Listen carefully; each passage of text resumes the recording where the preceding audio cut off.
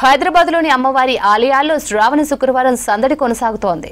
వరలక్ష్మి వ్రతాలు, ప్రత్యేక పూజలు చేస్తున్నారు మహిళలు. కొత్తపేట అష్టలక్ష్మి ఆలయంలో ధ్వజస్తంభ ఆవిష్కరణకు పెద్ద సంఖ్యలో భక్తులు తరలివచ్చారు. సాయంత్రం సామూహిక వరలక్ష్మి వ్రతాలు జరగనున్నాయి. మరిన్ని వివరాలు హరిత అందిస్తారు.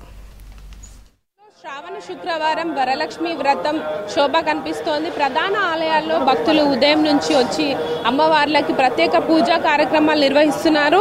ప్రతి ఏటా కూడా శ్రావణ మాసం వచ్చిందంటే చాలు లక్ష్మీ దేవతను పూజిస్తూ మహిళలు అమ్మవారి కటాక్షం కోసం వ్రతాలు, పూజలు నిర్వహిస్తుంటారు. అయితే ఈ రోజు పౌర్ణమికి ముందొచ్చే శుక్రవారం నాడు వరలక్ష్మి వ్రతం నిర్వహించడం అనేది ఆనవాయితీగా వస్తోంది.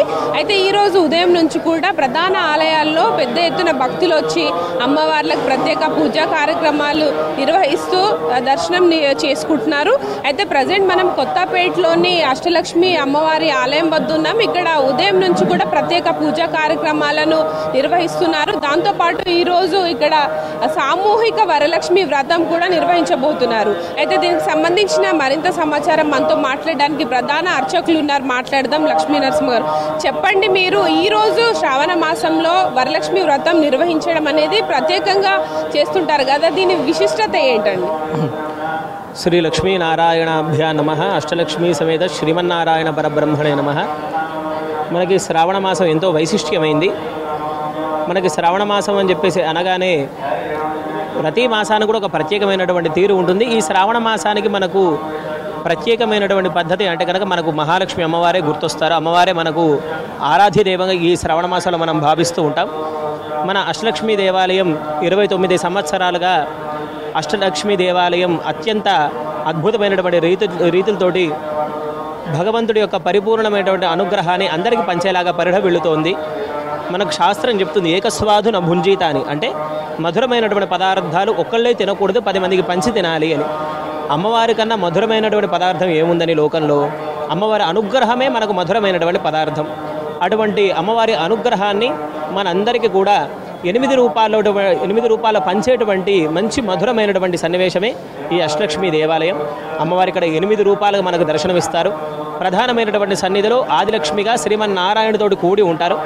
తర్వాత సంతానలక్ష్మిగా, మరి ఒకటి గజలక్ష్మిగా, అటు తర్వాత ధనలక్ష్మిగా, ధాన్యలక్ష్మిగా, విజయలక్ష్మిగా, ఐశ్వర్యలక్ష్మిగా, వీరలక్ష్మిగా 8 రూపాయలతో అమ్మవారి ఇక్కడ అవతరించి ఉంటారు అర్చారూపంలో.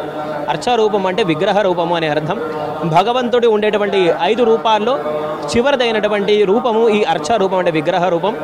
అమ్మవారు అనుగ్రహానికి అత్యంత విశిష్టంగా మనకి అందింపజేసేదే ఈ శ్రావణ మాసం. అందులో పైగా మనకి శుక్రవారం ఇంకా విశిష్టం, వరలక్ష్మి శుక్రవారం.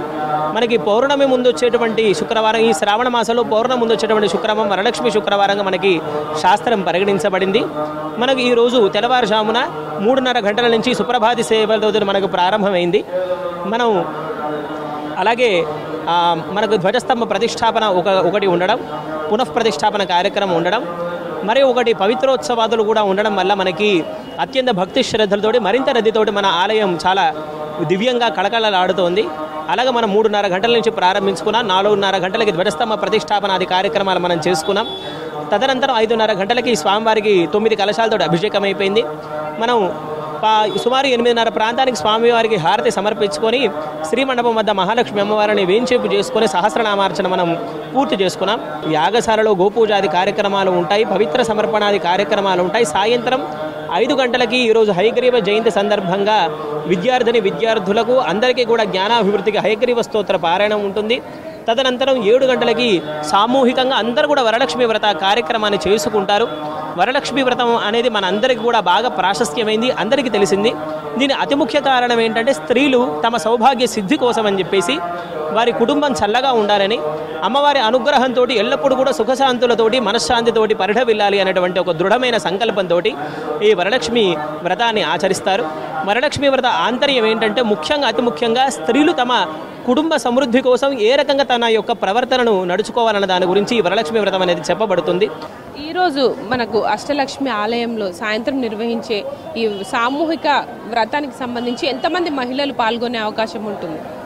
మనకి చాలామంది సుమారు దగ్గరగా ఒక 150 లేదా 200 మంది జంటలు మనకి వరలక్ష్మి వ్రతంలో పాల్గొంటారు.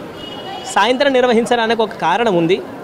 ఉదయాలు వాళ్ళు ఇంట్లో వరలక్ష్మి వ్రతాది సేవలు నిర్వర్తించుకొని సాయంత్రం మనకి ఇక్కడ సామూహికంగా వరలక్ష్మి వ్రతాల్లో పాల్గొంటారనే ఉద్దేశంతో మనం సాయంత్రం ఏర్పాటు చేయడం అనేది జరిగింది ఈ వరలక్ష్మి వ్రతం.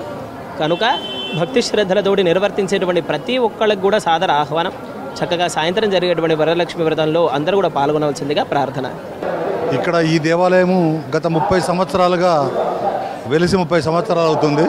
30 సంవత్సరములుగా ఇక్కడ వైష్ణవ సాంప్రదాయం ప్రకారంగా పూజలు అందుకుంటున్న అమ్మవారు అనేక 8 రూపాలలో ఇక్కడ కొలువై ఉన్నది.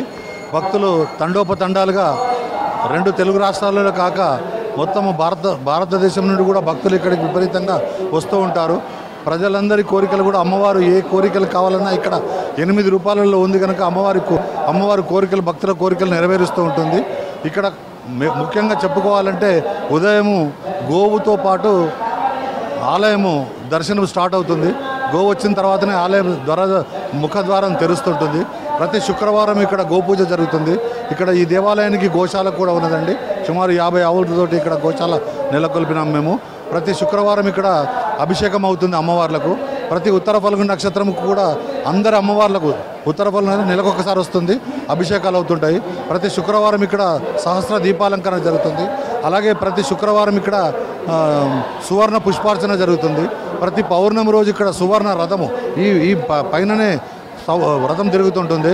ప్రతి ధనుర్మాసం ఇక్కడ కార్యక్రమాలు 40 రోజులు బ్రహ్మాండంగా తిరుపతి మాడవీధులలో జరిగిన విధంగా జరుగుతాయి. శ్రావణ శుక్రవారం వరలక్ష్మి వ్రతంకి సంబంధించిన ఇన్ఫర్మేషన్. కెమెరా పర్సన్ జగన్తో హరిత, V6 న్యూస్, హైదరాబాద్.